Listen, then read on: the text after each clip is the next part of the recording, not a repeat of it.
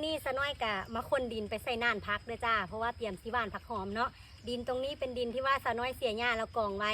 หญ้าเน่าแล้วสะน้อยก็เอาหญ้าไปใส่อันต้นไม้ต้นตอกในสวนเนาะส่วนดินนี้กะรู้สึกว่ามันสิดีจากขี้ทรายเดิมๆมันก็สิพุพุยขึ้นมาจากน้อยสะน้อยกะ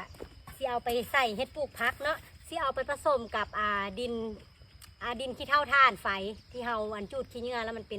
ป็นถ่านเป็นฝุ่นเนาะกับขี้เถ้าเฮาสิเอาไปปนใส่กันแล้วปลูกผักหอมจ้าเพราะว่าสะน้อยบ่ค่อยมีฝุ่นเนาะบ่มีฝุ่นสะน้อยก็สิเฮ็ดแบบนี้เอาลองเบิ่งว่าผักมันสิงามบ่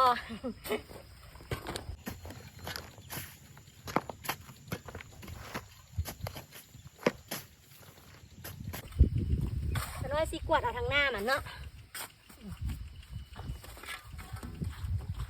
เดี๋ยวเอาไปเทใส่น่านพักเลยจ้ะ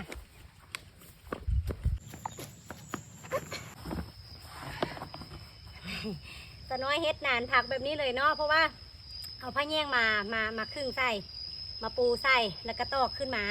เพราะว่าคันสะน้อยเวลาสะน้อยขุดนานเฮ็ดอันติดขี้ดินเนี่ยเวลาฝนตกมานะเซาะไปหมดเลยโมเป็นนานอันเม็ดผักอีหยังกระจัดกระจายไปหมดจ้ะสะน้อยก็เลยเฮ็ดแบบนี้เนาะ